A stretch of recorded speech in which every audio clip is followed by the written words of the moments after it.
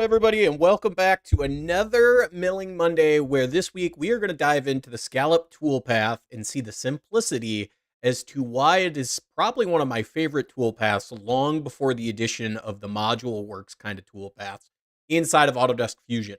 Now, with that said, if you guys have questions about the Scallop toolpath at any time, feel free to throw them in chat, but let's get right into this. Get my screen pulled up here.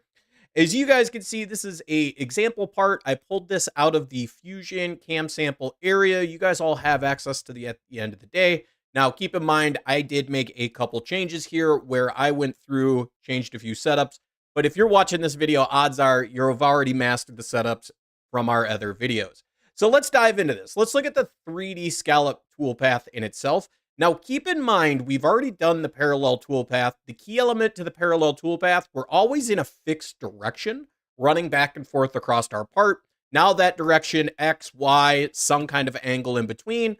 Again, just constantly maintaining the same step over and allowing Z to vary any way, shape, and form.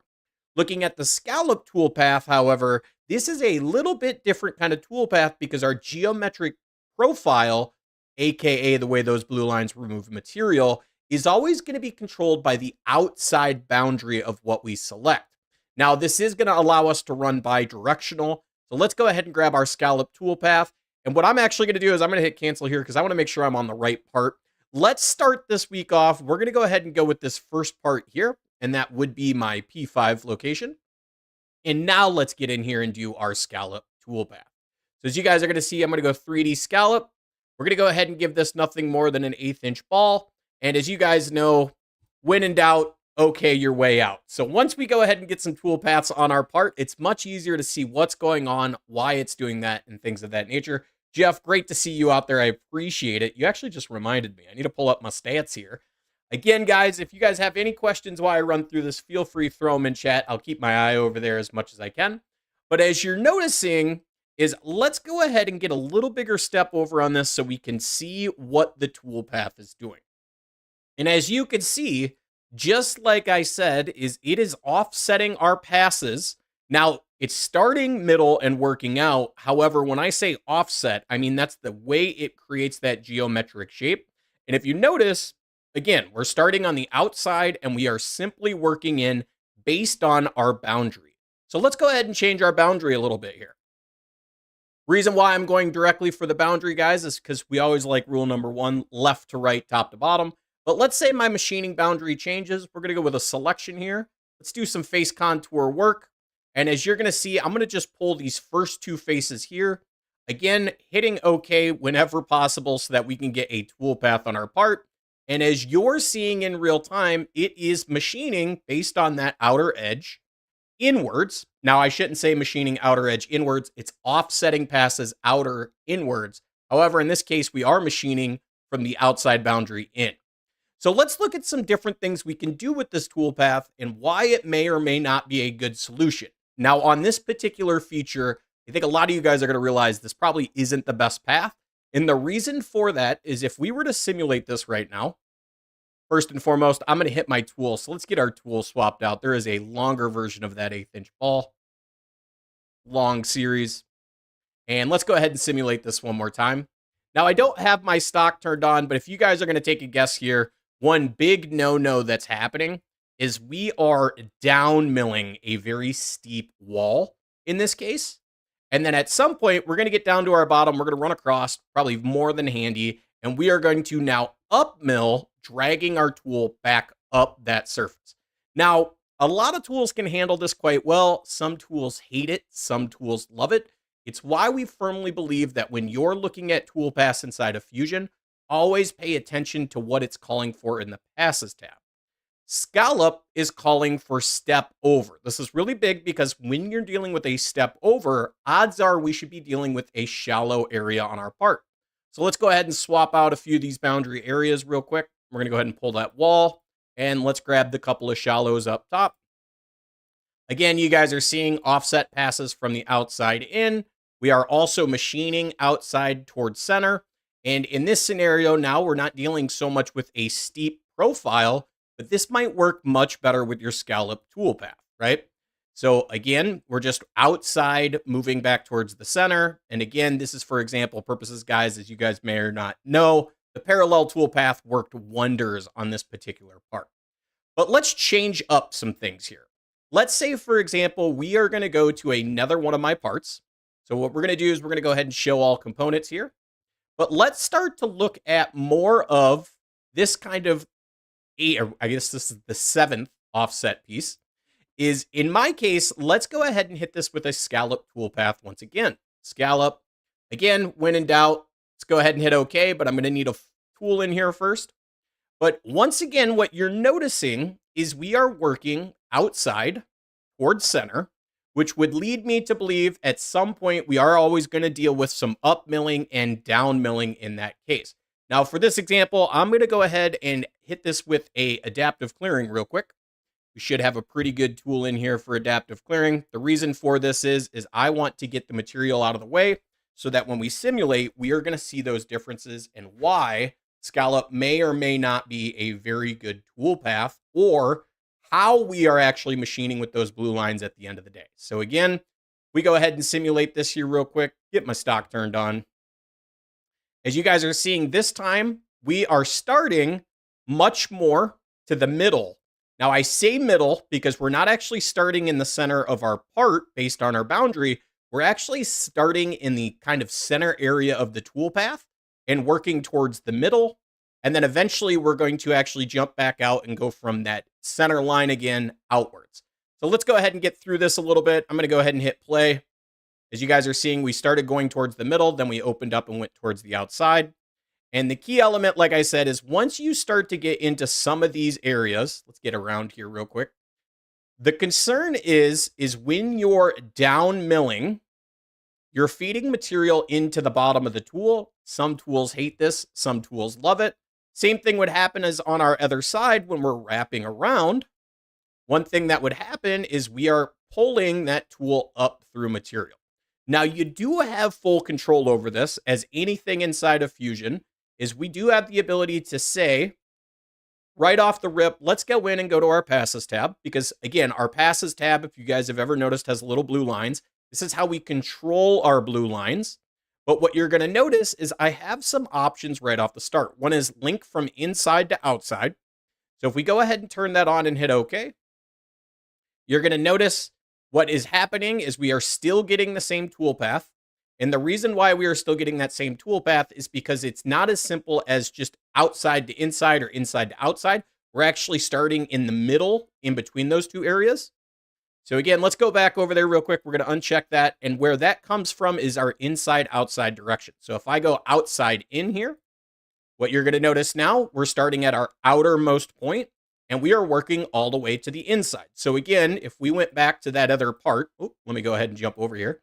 You remember here, by default, we are on the outside going in. However, if we were to go again to our passes tab and link inside outside, what you're going to notice is nothing has changed once again. I know this could be a little frustrating, but that's why you have secondary options when we talk about, oh, you know what? I actually want to go inside out versus outside in. And there's a lot of reasons why you would want to do this depending on your tool and how you're approaching these different things. Again, all I'm doing here is changing how my blue lines interact with my part. So again, sorry guys, I keep jumping tabs versus jumping setups.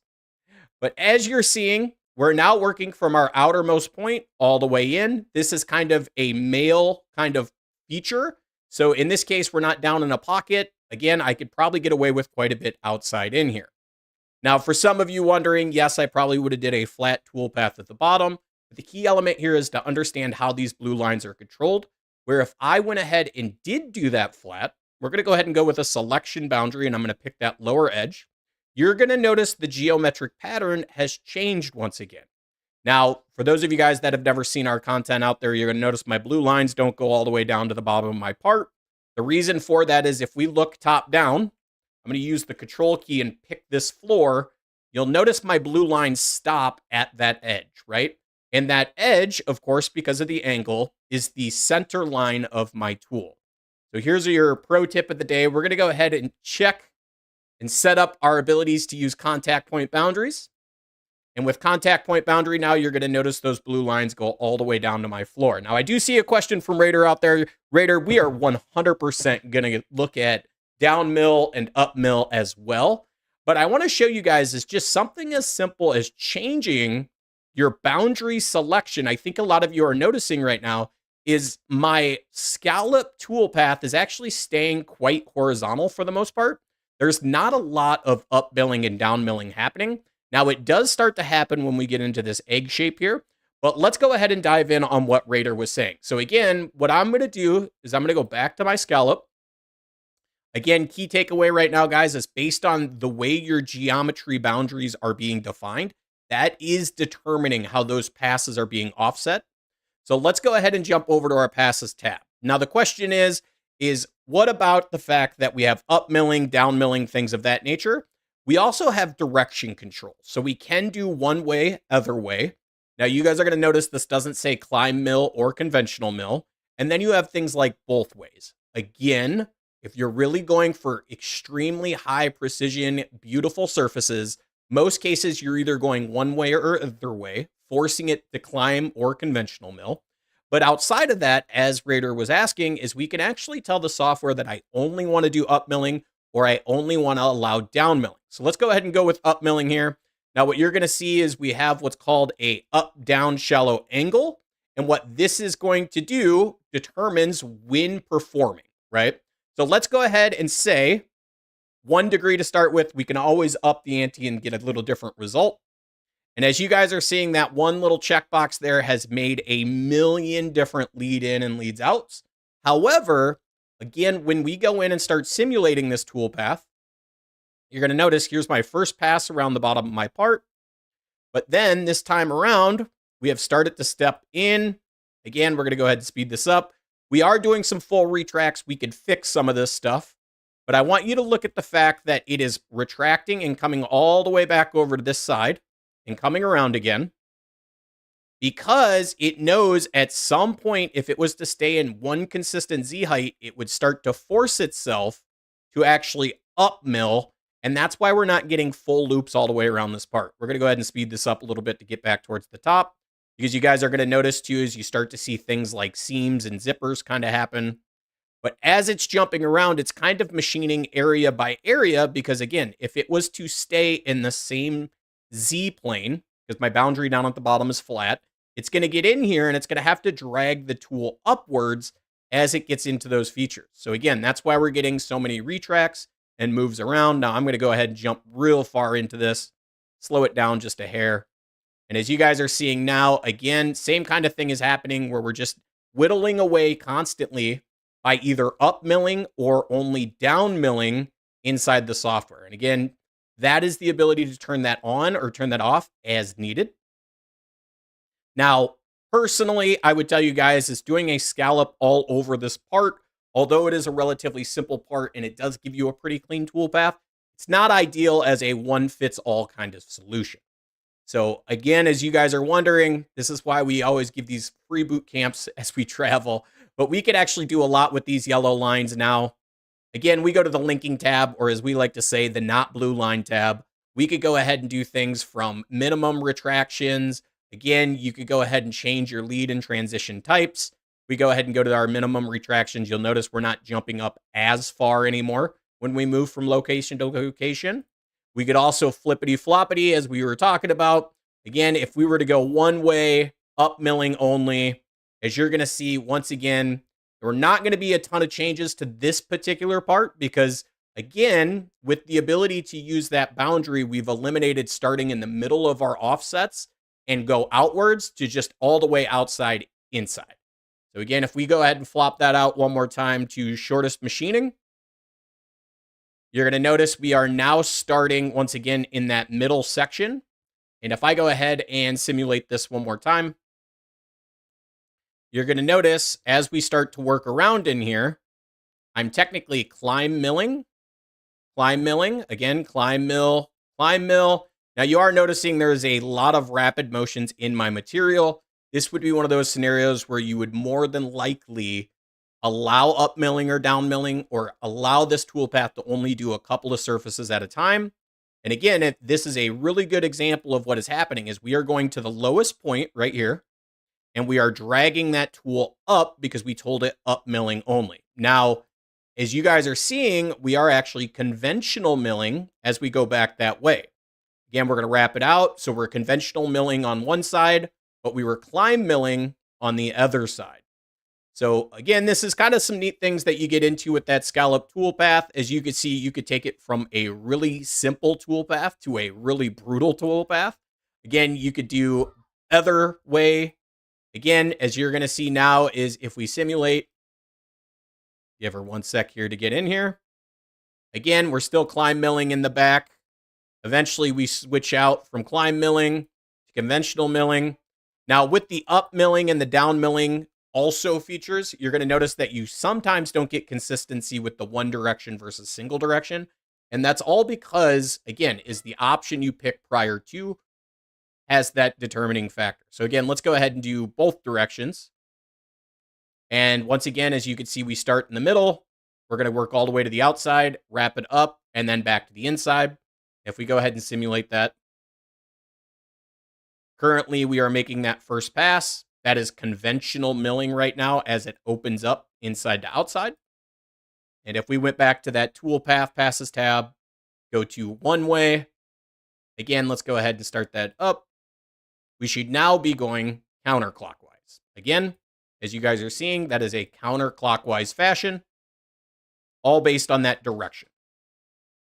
So let's go ahead and look at a few different other locations and a couple of different features on some different parts that might make a difference. I do see Raider out there. Can you change the start point? Well, as a default in this toolpath, you do have the ability to set preferred lead-in position.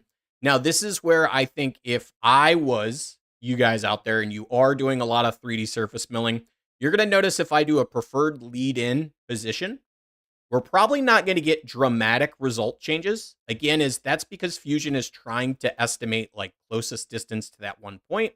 What I would actually recommend is that if I undo that, give her a second to load, this is where we firmly believe in the machining extension, because I could actually come in here with the machining or manufacturing extension. I apologize, guys. You could actually do not leads and links, but you can move entry position.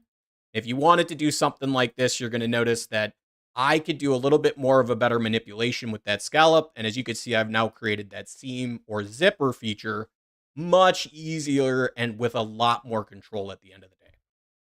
So again, let's go ahead and turn everything back on. Let's look at a few more examples here. We're going to show all components. Again, as you guys are seeing here, looking at more of this part here, this is my position 4 as I have it signaled. And once again, let's go ahead and just steal that adaptive clearing, paste it up there in P4. This just makes it easier to rough this part out. And then with that, if I actually hit F8, you guys will see my stock. But if I was doing something more like this part, if I did go ahead and hit this with a Scallop toolpath, again, we got that lovely 1/8" ball. And for the sake of this, let's go ahead and go 025 and see what kind of toolpath we get. Once again, you're going to notice that this is probably not ideal. And I say that because, again, this particular feature has a lot of flat areas that I would have probably done the flat toolpath with getting to this location, which means we're then going to start to deal with some things. And I'm going to show you guys this here. Let's go ahead and do a couple of boundaries selected. Go ahead and get our face contours going here. So if I pick these two walls, and then you're going to notice that this is going to take a ton of time because I have to go through all these surfaces. Might drive you crazy. Might miss one here and there. It would be much smarter to be using continuous rest machining. But for the sake of this video, let's go ahead and get these on. Little contact point boundary. As you're seeing, the geometric pattern that I'm now getting with my toolpath is quite wild. So again, it's trying to kind of build out these boundaries. However, it doesn't really know what boundary to offset my toolpaths from, which again leads me back to this concept of maybe I don't do both areas at the same time. Again, I'm getting quite a absurd result as it's not quite running all the way around my part in a clean fashion. Go ahead and double check my boundaries so that I'm not crazy. It does look like we did get a good boundary in there. this is where Scallop starts to fall apart. And this is why I always tell people this is a step over Toolpath. So messing with something like this actual wall here, again, may or may not be the best use of this toolpath. Looking at a little bit different area, again, let's say we come down into here. Let's actually pull that guy out of there. Trying to use this as kind of more of a blend toolpath once again. You're going to get some pretty different and dramatic results. You're also going to notice here, if I go ahead and edit that one more time, got a little bit of a weird gap from face contour boundaries. But again, trying to blend these areas in, get a lot of different things done. I'm getting such crazy results. This is where I would not be recommending Scallop to try to do your internal and external fillets. Again, this is just a scenario where we are not getting the best of results. Again, I might be able to adjust this a little bit more, take a little boundary overlap out. It doesn't quite work well for this. This is why we have other toolpaths, like the ability to go in and do something like the blend strategy, which we will talk about. Also, additional things like our pencil toolpath, if I can find it here in my list, in upcoming videos later throughout this series. So again, let's go ahead and look at that P1 part now. This is another really good example of where I might use Scallop for a couple of reasons. Looking at this from a little more of an advanced situation, I might say Scallop. Go ahead and get that long end mill one more time. And we're going to hit this with face contour right off the rip, or as I like to do, just go ahead and hit the OK button. Once again, let's get that geometric pattern on my part and stock out of the way. So what I could use this toolpath for and get a lot of good value out of it is maybe just doing this outside area and maybe just doing, this kind of bend in here and maybe a little bit more in these three little surfaces in the middle. Now, whether or not you're going to attack those all at the same time, that's 100% on you guys. But I'm going to start simple. We're going to go for just the outside to start with. And then I'm going to add a second chain in. As you guys are going to see, we're going to go ahead and get that window now. We are going to hit it with the old contact point boundary just to see what we get. Technically, we won't need contact point boundary because it is a pretty flat surface. But as you're seeing, again, my offset passes are coming from the outside and inside edge. This is where I think if this was one of the things you were working towards, again, full disclosure here, I probably wouldn't be doing the flat areas, and we could fix that with our boundary selections. So if we went back, again, love it that Autodesk put face contours in here. As you guys are going to see, I could quickly grab those couple of face contours. And once again, I'm getting a really good scallop strategy to be able to machine these couple of areas. Now, again, argue this all you guys want. Parallel might be the better move here. But when we turn around and do things on the inside area, I went ahead and duplicated that toolpath. I'm going to go ahead and swap my face contours out one more time. Let's grab this inside profile this time. Now, if you were to try to use parallel inside this area, if I can get rotated around where this looks logical, it's going to be in a fixed direction, which means in some of these areas where we're fanning in and fanning out, kind of getting that V taper, your toolpath lines are always going to stay vertical, which means you're going to actually have quite a bit of plunging happening right around these outside edges, your retracts, and your moves of that nature. This is, once again, where Scallop would do wonders in this kind of floor of this pocket. Let's go ahead and hit this one more time. Let's duplicate it out. Last time around, let's go ahead and throw that selection, face contours one more time in this little bit of an area. And as you're seeing, once again, because there is a little bit of a fanning happening down here at the bottom. Now, you guys are going to see when we visit the 3D contour path next week is we would probably want to do some 3D contouring in the steeper area here. We would have done some flat or horizontal in these flat areas. So we really would have only been left for this little kind of bump here. But that doesn't mean, once again, that you couldn't, at the end of the day, try to attempt this based on just picking the entire outside boundary around that pocket and seeing what the toolpath is naturally going to do.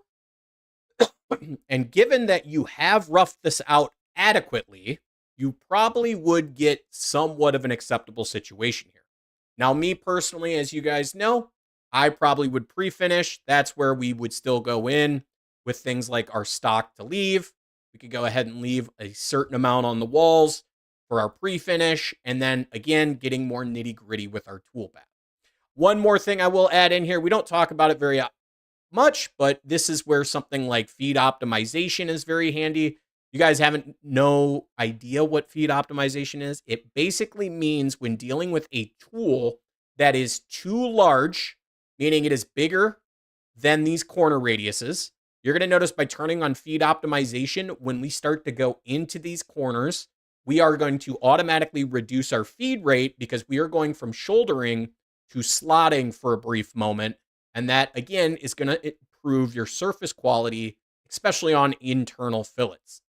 Now, kind of circling back as a recap here real quick, we're going to go ahead and hit this with a few more things. Let's go with my favorite. Let's go outside in. Maybe we go one direction and then maybe only up milling. And you're going to see we get a million retract moves here, there, and everywhere. However, for the most part, this would again mean we are starting, in this case, down here at the bottom. You're seeing both the lead in and lead out. So we're going to go up this way, come back in, also go up this way, because once again, we are forcing only up machining versus up and down. So as you're going to see, let's go ahead and get the stock out of the way, jump a little bit back into this toolpath. I think we are starting outside in, like I said, so we should probably start a little further back. There we go. So let's go ahead again, as you're noticing. Oh, we went too far. There we go. So again, we're doing that kind of only up machining, retract, go to our next location, not going down, again, wrapping around that profile, coming back. So again, that's the luxury of the Scallop toolpath. Really good for offsetting based on a outer inner boundary when it comes to those passes directly. Jumping back over one more time, you guys know this part. We show this part off all the time. Solid example, once again, if we were to go in, do our milling, Scallop toolpath, once again, we're going to use that 1/4-inch ball this time. But as I like to do, as always, hit the OK button, let it think about what it needs to do, and then from there, make some decisions. Now, last week, we did visit this very first part with parallel, and we got some pretty crazy results on there that were both good and bad. As you guys are seeing, we got a million passes here. But once again, all of this as a whole, terrible plan, right?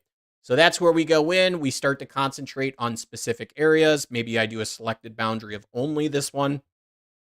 One more time, we're going to let that calculate out. And as you guys are seeing, is once again, wrapping around these corners, we are still going to get some up milling and down milling. This is pretty shallow. However, on the inside profile here, we are plunging that tool pretty aggressive. So this is once again where this is probably not an ideal situation to be able to machine that entire cavity in one shot. Now, looking at a couple of these other features, in particular this guy here, you're going to notice that once again, just like that example that we did before, it's a pretty flat at the bottom. It's pretty consistent all over the place. We're not really getting much up milling and down milling by default. We do up here. There's a little bit of an egg profile. However, the angles here are pretty shallow at the end of the day. You could also use this getting into some of these other features, but I think you guys are getting bored with that, which means as you're seeing, the Scallop toolpath has a lot of value, and the best tip I can give you guys at the end of the day, once again, getting into 3D toolpaths, it's no longer a one-fits-all situation. You're going to find out that based on the surfaces is really controlling the toolpath in itself.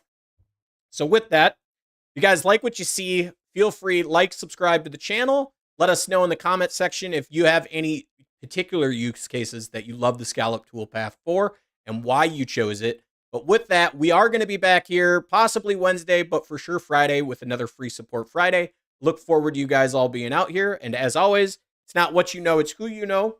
You all know Fusion Phil over here at JitCAD Cam, so feel free to purchase your Autodesk licensing directly from us, as well as things like training and ongoing support over the next year. Thanks, guys. Have a great rest of your day.